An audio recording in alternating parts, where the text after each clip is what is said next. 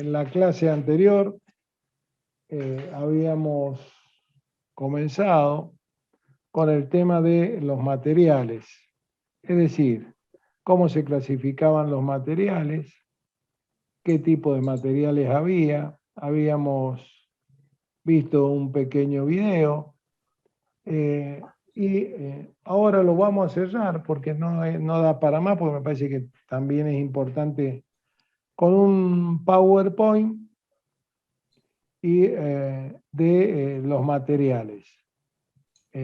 Ustedes sobre este PowerPoint, yo lo voy a pasar, voy a ir explicando punto por punto y ustedes van a tener que ir escribiendo porque yo después les voy a pedir un resumen y en el resumen posiblemente aparezcan algunas preguntas que no lo van a poder sacar del PowerPoint, sino que lo van a tener que sacar de lo que yo digo o de la clase grabada. ¿De acuerdo? En este caso en particular, esta clase la estoy grabando, es decir, que ustedes la van a tener a disposición, o en un par de días va a estar subida al campus la clase para que ustedes la puedan volver a ver a la clase. Entonces ahora vamos al PowerPoint. ¿Lo están viendo el PowerPoint ahí, chicos? Sí, profe. Sí, profe. Bien. Sí, profe. Lo mismo, el PowerPoint no dice más ni menos lo mismo que vimos en el video, en el primer video que vimos, no dice ni más ni menos lo que hay que hacer en el trabajo, pero es como para reafirmar temas sobre los materiales. Los materiales ustedes saben que en forma general yo puedo clasificarlo en naturales, como pueden ser la madera, el hierro, los metales, y los artificiales, que son aquellos que el hombre lo obtiene a través de un proceso. Uno de los grandes proveedores de materia prima para obtener materiales construidos por el hombre es la petroquímica. La petroquímica viene derivada viene a partir de del petróleo. Es decir, ustedes van a encontrar en el país que si ustedes revisan un poquito cómo es el procedimiento del petróleo. El petróleo generalmente se obtiene de los yacimientos. Saben que el petróleo viene por la putrefacción, si ustedes quieren, de millones de años de animales que se convierte en petróleo, y eso es sacado, ustedes lo deben de haber visto, cuando han pasado en las zonas petroleras por bombas, ¿cierto? Y es enviado a través de conductos a las refinerías. Las refinerías, ¿qué son las refinerías de petróleo? Aquellos que han visitado Mendoza. Sí, yo la vi, profe. Yo fui a Claro, Mendoza. claro, en Mendoza está la refinería, está en Luján de Cuyo. En la refinería lo que hacen es sacar los distintos tipos de combustibles y lo excedente, una vez que en distintas torres sacan los combustibles, como son los combustible y aceite, se manda a las petroquímicas. Siempre al lado de una refinería ustedes van a encontrar una petroquímica. La petroquímica es una industria que digamos que se deriva de la obtención del petróleo y que tiene la particularidad de sacar subproductos. Un subproducto de los cuales saca es los plásticos. Los plásticos son un subproducto del petróleo y fundamentalmente los subproductos parten de cadenas de carbono e hidrógeno. ¿Se acuerdan que ustedes en primer año con nosotros vimos la tabla periódica? Y en la tabla periódica nosotros teníamos todos los elementos, donde estaban las propiedades de los elementos, y lo que yo les enseñaba ahí era usar la tabla periódica. No veíamos prácticamente nada en combinaciones, y generalmente eso era lo que es la química inorgánica. todo lo que es el tema de petróleo está dentro de la otra química, de la química orgánica, y son cadenas de hidrógeno y carbono. Hay cadenas abiertas, hay cadenas cerradas, y bueno, y trabajando con esa cadena de unión o enlaces de carbono e hidrógeno, es que se obtienen los productos, ¿cierto?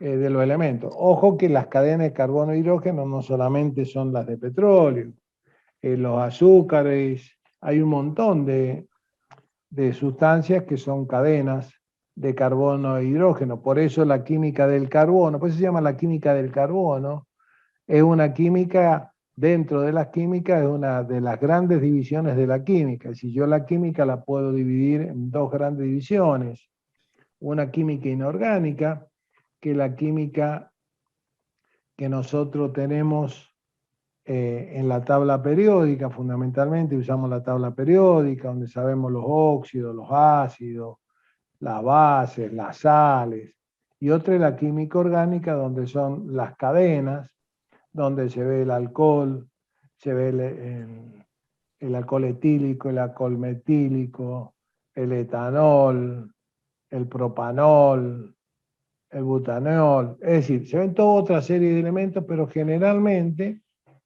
se ven a partir de la unión del carbono y el hidrógeno, y se ven cadenas abiertas y cadenas cerradas. Eso también son materiales, pero esos son los materiales que se obtienen, o los elementos que se obtienen son, entre paréntesis, de tipo, artificial. No obstante, hay muchos que son también naturales de esos productos. Entonces, acá nos introduciríamos entonces en las materias primas. Es decir, si yo hablo de materias primas, en el caso que yo me posicione en la parte de, llamémosle que lo vamos a ver más adelante, aceros. Los aceros es hierro, es una aleación de hierro más carbono. La materia prima sería el hierro y el carbono y la piedra caliza. Todo eso se pone en un alto horno y se obtiene el acero, que es el hierro que conocemos. Esas serían las materias primas. En el caso de los plásticos, la materia prima básica es a partir del petróleo. Con respecto a los materiales, son los productos útiles para la actividad tecnológica, que se obtiene de la transformación de las materias primas.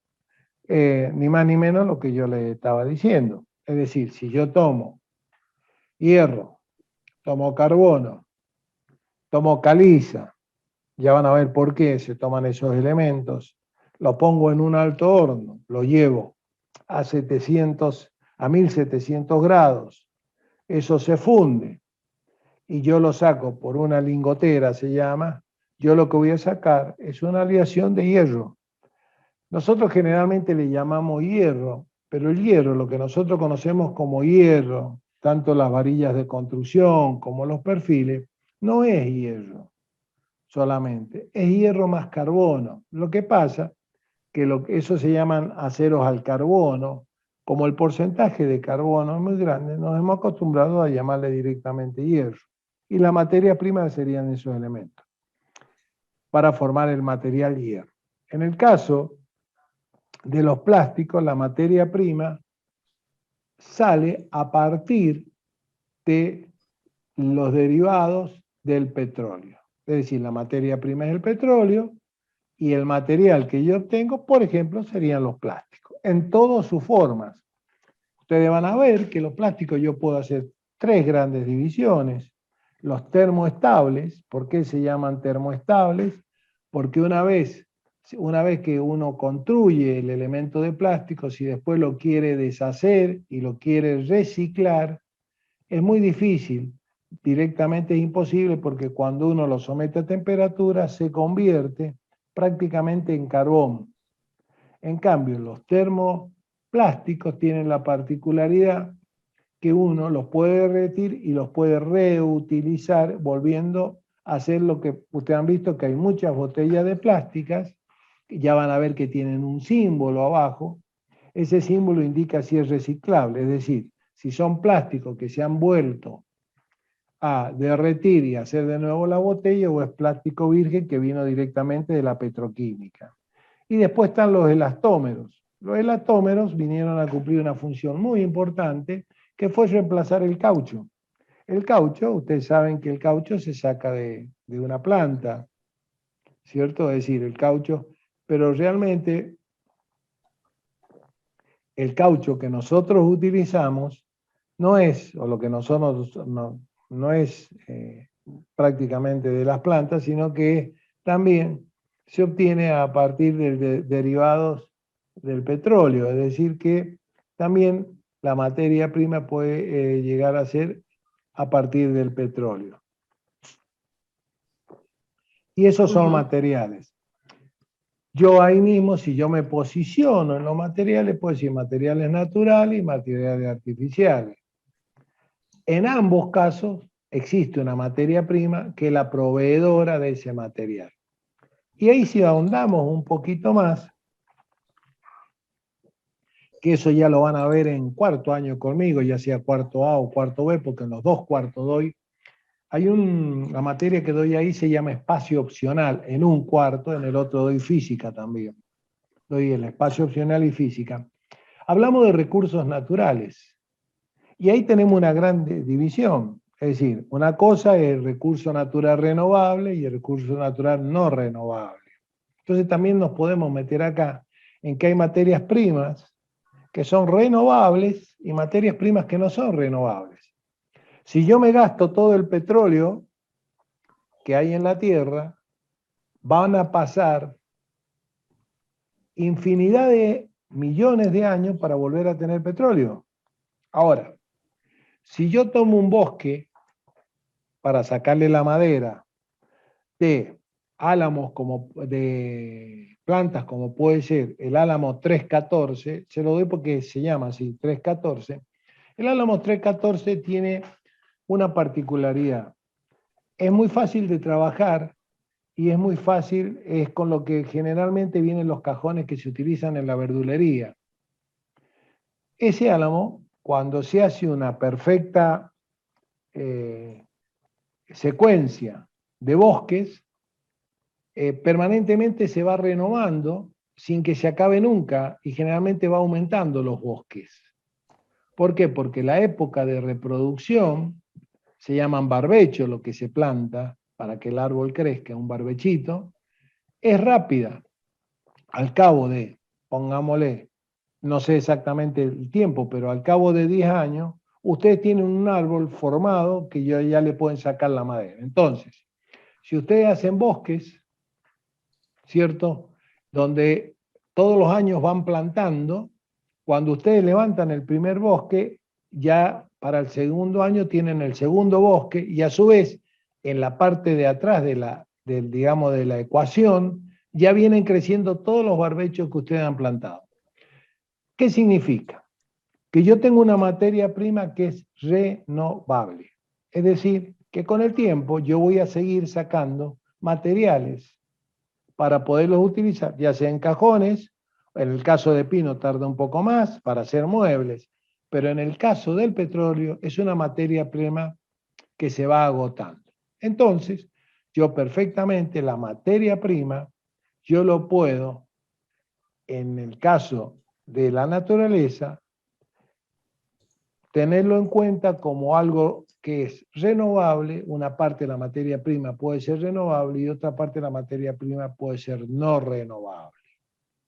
El caso del petróleo es no renovable, el caso de la madera es renovable, pero ojo, algunos tipos de madera. Por ejemplo, si yo corto un bosque de algarrobo, ¿cuántos años tarda en volver a hacer ese bosque? Y tarda más de 50 años. Entonces es renovable, pero a largo plazo. Por eso es que es muy importante lo que hace tanto la Secretaría de Medio Ambiente, el Ministerio de Medio Ambiente, que obliga que cuando hay bosques dentro de cuando uno quiere hacer o una granja solar, o una granja eólica, o una finca, si hay un pequeño bosque de algarrobo en el centro, no se los deja sacar. Si hay un algarrobo, suele dejárselo cortar, pero a su vez tiene que plantar en otro sector varios algarrobos de reemplazo. ¿Por qué? Porque la reproducción y el tiempo hasta que yo pueda volver a tener ese algarrobo en condiciones de usarlo como materia prima, tarda mucho tiempo. Por eso es importante cuidar. Bien, dicho esto, ¿se viene entendiendo? Sí, profe, se viene entendiendo. Perfecto. Sí, profe. Vamos a pasar a la siguiente. Bueno, de alguna manera, acá hace una división: materiales tecnológicos, los pétreos, textiles y cerámicos. ¿Qué significa?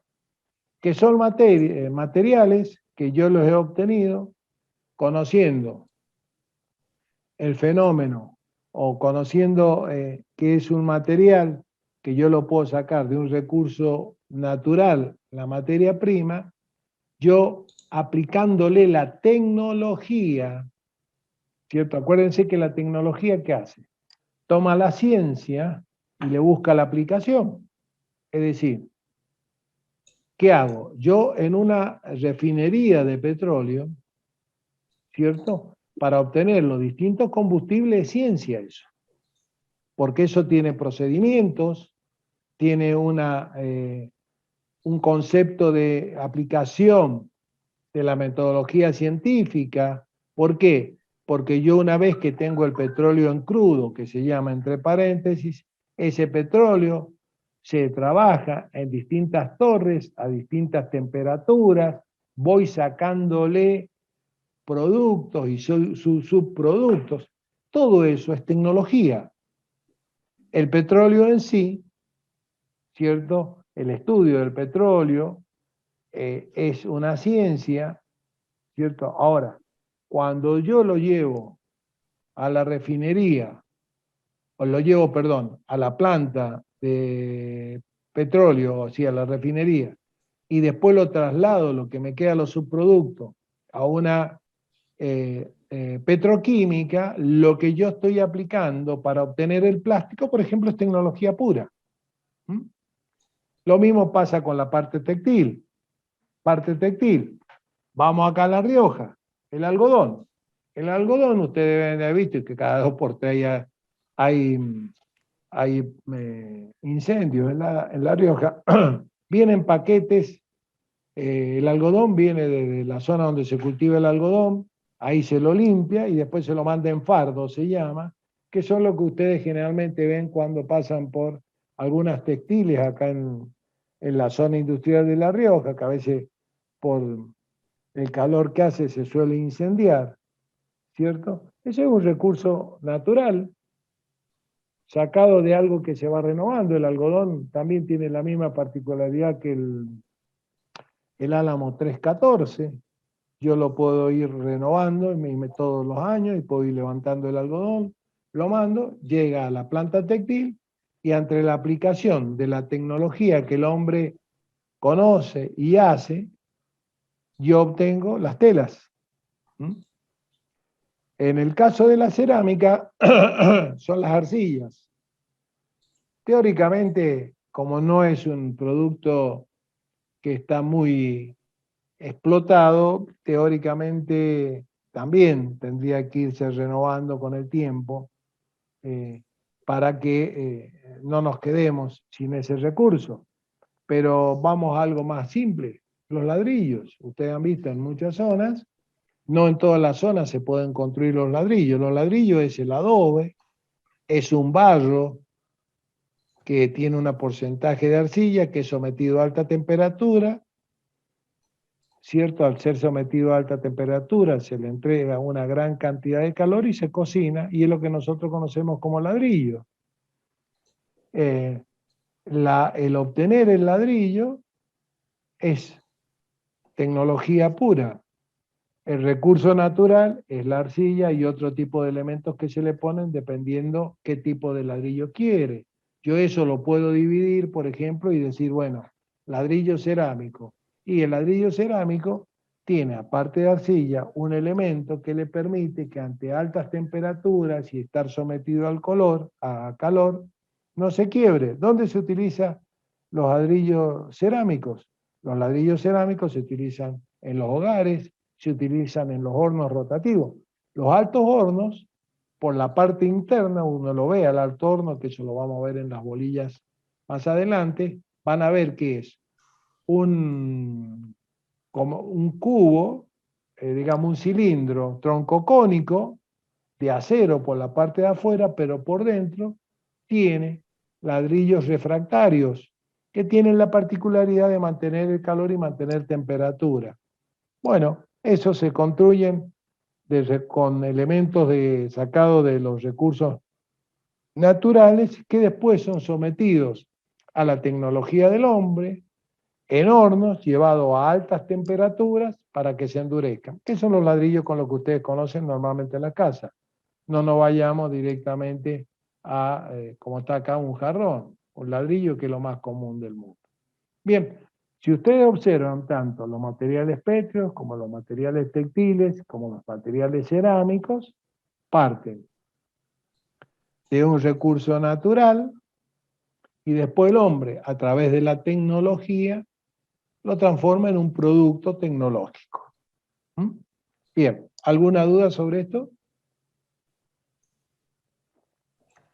No, profe. No, profe. Bien. Sobre sobre este PowerPoint van a tener un trabajito hecho, pero en el trabajito van a haber preguntas de cosas que yo estoy comentando que acá no están escritas, ¿no? Esto es nada más un resumen. Propiedades de los materiales. En la propiedad de los materiales, acá hemos puesto algunas propiedades, están puestas en este cuadro. Pero hay muchas más propiedades. Inclusive en el video que vimos también figuraban. Las sensoriales no hace falta que se las explique. La del color usamos nuestro sentido, la vista. La de las texturas también, el tacto. Y el brillo, por ejemplo, yo les puedo decir que si yo tomo los metales, ustedes van a ver metales que brillan y metales que no brillan, porque al contacto con el medio ambiente reaccionan con el oxígeno, dando un óxido. Por ejemplo, el aluminio, si ustedes le pasan con algo que lo haga, por ejemplo, con un pulidor, van a ver que en un momento, los primeros días, el aluminio brilla, sin embargo, al pasar los días se empieza a poner opaco. Pasa con las ollas, que son de aluminio. ¿Eso es por qué? Porque el aluminio tiene la particularidad de reaccionar muy fácilmente con el aire, absorbe el oxígeno y forma óxido de aluminio. El óxido del aluminio, a diferencia del aluminio como tal, es opaco. Entonces ustedes van a ver que la olla deja de brillar. ¿Ya han visto que hay ollas que brillan un montón y después que uno la usa un tiempo, se ponen tan limpias y todo, pero son opacas? Después las propiedades físico-químicas. Cuando hablamos de propiedades físico-químicas, estamos hablando de propiedades donde interviene, ¿se acuerdan cuando vimos físico-química que había una franja o una banda que yo le decía que se mezclaba la parte física con la parte química, que digamos que el elemento compartía propiedades tanto físicas como químicas? Acuérdense que las propiedades físicas no se altera la estructura de la materia y en las propiedades químicas sí. Bueno, hay unos que dependiendo de las condiciones se alteran o no se alteran. Entonces son propiedades físico-químicas. Una cosa es la transparencia, la oxidación. Bueno, ahí tienen ejemplo de la oxidación. Lo que yo les decía del aluminio. O si ustedes tienen el hierro tiene un color natural. Cuando sale la lingotera se llama de donde baja abajo. Eso lo van a ver cuando hagan el trabajo del agravio o obtención del hierro en el alto horno. La lingotera sería por donde sale el material, para después, se llama lingotera porque de ahí sale y le da la forma de lingote para después sacar los subproductos para hacer los perfiles, los hierros redondos y todo lo que sale que se hace con hierro, es un subproducto. Después la conductividad eléctrica. Hay materiales que son conductores y hay materiales que no son conductores. Si ustedes van y ponen, no lo vayan a hacer, ¿no? Pero si ustedes van y meten en un enchufe un plástico, si el plástico no está mojado, usted no le va a dar corriente. ¿Por qué? Porque por la conformación electrónica que tiene o por la conformación, mejor dicho, o la microestructura que tiene el plástico, no tiene electrones capacidades de saltar de órbita en órbita, que es lo que se llama corriente eléctrica, que también lo vieron conmigo en físico-química. ¿Qué vimos en físico-química? La ley de Ohm. Y para poder explicar la ley de Ohm, ¿qué dijimos? Que todos los átomos estaban formados por protones y neutrones en su centro, y los electrones giraban en órbitas de distintas capacidades o energía, y que había elementos en la parte intermedia que se llamaban elementos de transición, generalmente eran los metales, que tenían la particularidad que cuando uno le aplicaba una determinada fuerza, que nosotros llamamos diferencia de potencial, que llamábamos tensión, esos electrones empezaban a saltar de una órbita a otra, de un átomo a otro. Y eso es lo que nosotros conocíamos como corriente eléctrica. Bueno, eso se llama conductividad eléctrica. Y la conductividad térmica es lo mismo. La conductividad térmica, ¿qué es lo que pasa? Sobre todo en los metales. También, el mismo caso, tomen una varilla de hierro, colóquenla un ratito arriba de la hornalla de la cocina y esperen un ratito, van a ver que la van a soltar. ¿Por qué? Porque cuando uno le entrega energía en forma de calor a un metal, el metal, sus átomos comienzan a vibrar. Al comenzar a vibrar, lo que pasa es que yo le estoy entregando energía. Entonces un átomo vibra y le transmite al que está al lado la vibración. Y ese vibra y le transmite. Y cada vez vibran más. Esa vibración se transforma en energía calórica, que es lo que ustedes sienten cuando ponen algo a calentar. Ustedes ven que va cambiando de color y cuando ya está a un rojo intenso, ustedes prácticamente no lo pueden ni tocar. ¿Por qué? Porque están todos los átomos y toda la estructura de ese material, sobre todo los metálicos, están a alta temperatura. Sin embargo, hay otros materiales que son aislantes, que son muchos de los materiales que se utilizan, por ejemplo, en los microondas o en las muflas. Las muflas son lo que se utiliza, bueno, ustedes conmigo no han tenido oportunidad de ir al laboratorio de la universidad. Las muflas son hornos que tienen material refractario que permite que el material se refleje hacia adentro pero que no salga hacia afuera. Cuando sale hacia afuera es porque tiene conductividad térmica, cuando se refleja hacia adentro es porque es atérmico, es decir, que no permite que la energía térmica salga o que la energía en forma de calor. Cuando yo hablo conductividad térmica, lo que yo estoy hablando es de calor. Calor no es lo mismo que temperatura. Temperatura es una medida que me permite decir si el calor se transmite. Es decir, si yo tengo dos cuerpos a distintas temperaturas, uno a mayor temperatura que otro, y yo acerco un cuerpo al otro, el que tiene mayor temperatura le transmite al que tiene menor temperatura energía en forma de calor. Le está aportando energía térmica al más frío. Hasta que llega un momento que las temperaturas de ambos cuerpos se igualan, eso se llama equilibrio térmico y ya no le transmite más calor. Bueno, esas son algunas de las propiedades físico-químicas. Después las propiedades mecánicas son muy simples. Ustedes si toman una botella y le pegan un golpe es quebradiza. Ahora si ustedes toman un alambre y lo golpean, lo más posible es que se doble. Eso hace que el material tenga una propiedad que es distinta. Ahora, si ustedes tomaran, imagínense que ustedes tienen un destornillador.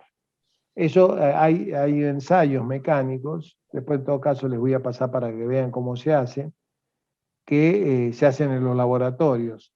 La dureza se define como la mayor o menor posibilidad que tiene un material de ser penetrado.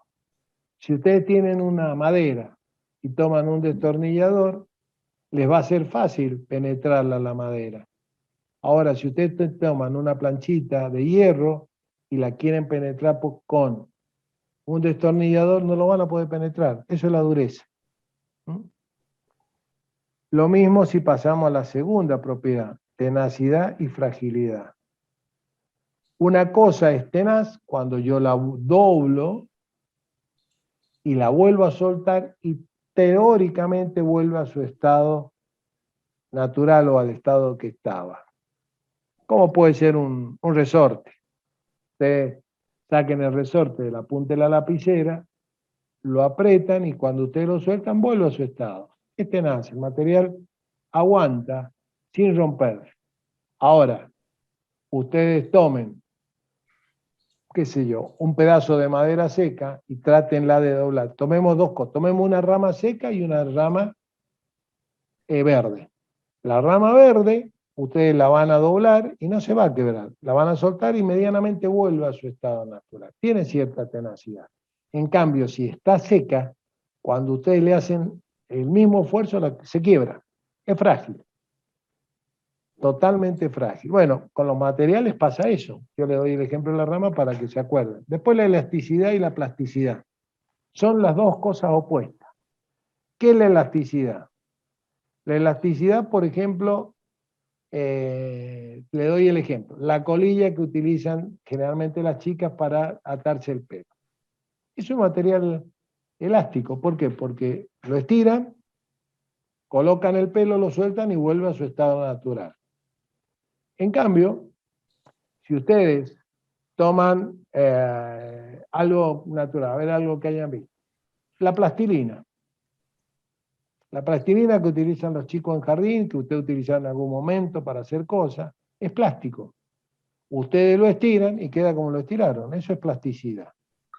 Y intermedio, hay materiales que tienen las dos propiedades. Dependiendo de la fuerza que uno le aplica, o se comporta como un material elástico y llega un momento que deja de ser elástico y pasa a ser plástico. Eso también se estudia en los materiales. La parte elástica, generalmente en los metales, se lo conoce para el estudio como la ley de Hooke. Y la resistencia mecánica es, de alguna medida, lo que me mide las propiedades que nosotros hemos visto en las mecánicas, lo que resiste un material antes de que se rompa. Eso existe en máquinas, existen ensayos, la máquina de tracción, la máquina de dureza, el martillo de Isot, bueno, en la máquina de dureza hay un montón, la máquina de fatiga, son todas máquinas que miden distintos tipos de resistencia de los materiales. Eso, háganme acordar, yo les voy a pasar algunos videitos porque yo doy conocimiento de materiales, que fundamentalmente vemos todo esto, pero lo vemos en un año, así que ustedes se darán cuenta que este es un tema bastante largo para desarrollar. Después tenemos propiedades tecnológicas, fusibilidad, ductibilidad, maleabilidad. La fusibilidad, ¿cierto? La palabra se lo está diciendo. ¿Qué es un fusible? Un fusible es un material que ante determinada corriente que le pasa, se corta. Eso es lo que hace un fusible. Fusible, en las casas antes se usaban fusibles, no se usaban llaves termomagnéticas. Es decir, que dejan pasar cierta cantidad de corriente y luego, si pasa más de esa cantidad, se empieza a calentar y se corta. ¿Qué es lo que le pasa cuando se corta un cable cuando ustedes, por ejemplo, en la zapatilla? En una zapatilla, generalmente la zapatilla es un producto tecnológico mal utilizado, porque la gente cree que la zapatilla, famosa zapatilla, que tiene un montón de enchufe, uno puede conectar todo lo que uno quiera. Y no es así, porque el conductor de la zapatilla tiene una cierta cantidad de electrones que pueden circular. Si yo le hago circular más electrones, estoy transportando más energía, entonces se empieza a fundir. De ahí viene fusibilidad. Es decir, ¿por qué? Porque yo hago circular más electrones, estoy haciendo circular más energía, entonces empieza a calentarse. Al empezar a calentarse, empieza a emitir calor. Ese calor a su vez lo va derritiendo y termina fundiéndose. Y después tenemos lo que es la ductibilidad y la maleabilidad. Es decir, son definiciones muy parecidas. Maleable es un material que yo lo puedo deformar sin mayores consecuencias para el material. La ductibilidad tiene alguna consecuencia, pero son valores aproximados y son propiedades de los materiales. Entre lo que ustedes van a tener que hacer en el trabajo práctico de materiales es encontrar las definiciones de cada uno de estos temitas que yo les voy a dar. Les voy a elegir algunos temas y les voy a poner, por ejemplo, este material. Por ejemplo, una madera seca, que es frágil, ¿cierto? O tiene cierta maleabilidad. Y ustedes van a tener que poner verdadero o falso. Es decir, hay muchos conceptos que nosotros estamos viendo acá que también se entremezclan y que se confunden porque son muy parecidos. Es decir, volvemos a lo de siempre que yo le explico. Hay una franja donde vos no sabes si es dúctil o es maleable. Después sí hay una definición concreta. Este material es dúctil y este material es maleable. Y después las ecológicas. Bueno, las ecológicas tienen directamente que ver con la parte ecológica, con el mundo que nos rodea y con lo que nos hemos dedicado en este último tiempo a dañar y es lo que nos está pasando, donde tenemos toxicidad. Y es mucho el tema para cortar con la toxicidad. Por ejemplo, los productos que se utilizan para fumigar, ¿cierto?, en las grandes plantaciones, como ahí nomás salía palabra, el glisofosfato, que es un material que es netamente tóxico. No solamente tóxico para que uno, digamos, las plantas se den bien, que eso sería lo positivo entre paréntesis, sino que es tóxico para el ser humano, tóxico para el suelo y tóxico para las napas de agua. Contamina suelo, contamina napa de agua y al hombre le da cáncer. Directamente. En todos los lugares donde se aplica, y eso vamos a hacer una investigación, se lo voy a dar como un dato de investigación. Hay zonas en Córdoba, por ejemplo, donde se utiliza ese producto químico y la mayoría de la gente de ese pueblo muere de cáncer. Eso no lo dice nada, menos lo dice la empresa que lo produce. Reciclabilidad. Nosotros ya vimos lo que era reciclar.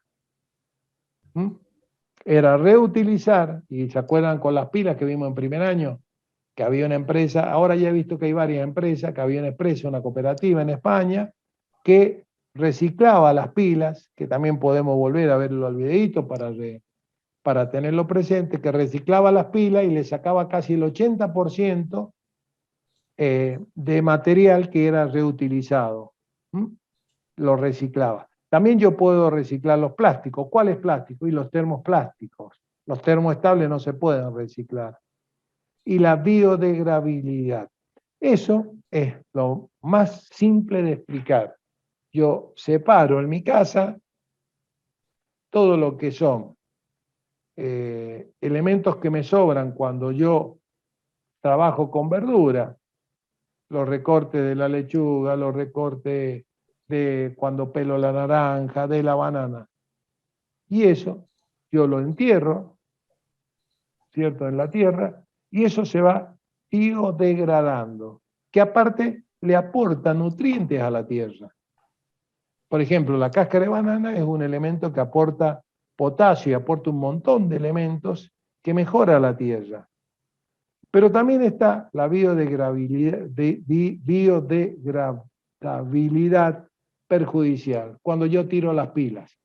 Yo tiro las pilas a la basura, la pila tiene la particularidad que una vez que se rompe lo que contiene, acuérdense, o la batería, una batería está formada por pilas, una vez que se rompe el elemento que la contiene, que es de metal, adentro tiene elementos que son perjudiciales para la salud, que son cancerígenos, que contaminan el medio ambiente y que después, con la lluvia, esos elementos van escurriéndose a través del suelo y pasan a la napa de agua y nos terminan contaminando la napa de agua con elementos tóxicos para el ser humano si toma esa agua como agua potable.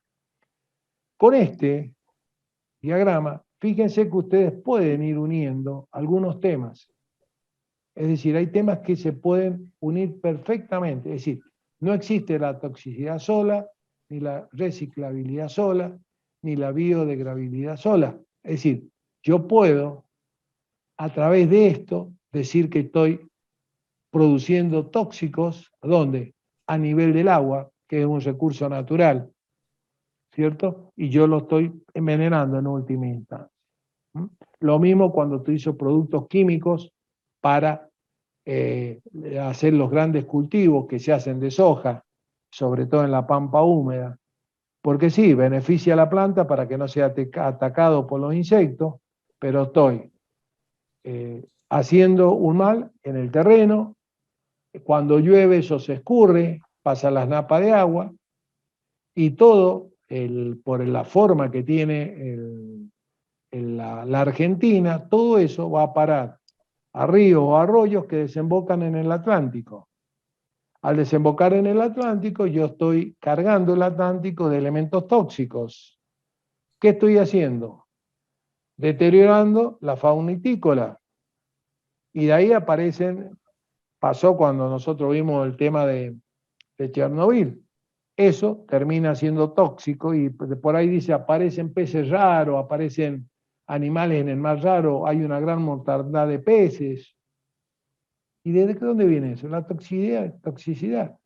¿Y quién la produjo? A lo mejor la producieron 1000 kilómetros fuera del mar, cuando una finca de 15.000 hectáreas, como hay en zonas donde se planta soja, desinfectaron todo, le pusieron el elemento para eliminar las plagas, vino una lluvia grande, eso pasó al subsuelo y a través de los ríos subterráneos llegó al Atlántico. Y de a poquito va contaminando la parte atlántica y va contaminando el agua, ¿cierto? Que usted dice, bueno, el agua del Atlántico, bueno, y no solamente los peces, porque hay zonas en el mundo que toman esa agua, le sacan la sal y la utilizan como agua potable. Fíjense todo lo que uno puede ir uniendo, ¿cierto? De ciencia, tecnología y medio ambiente. Bien, bueno, chicos, que tengan una buena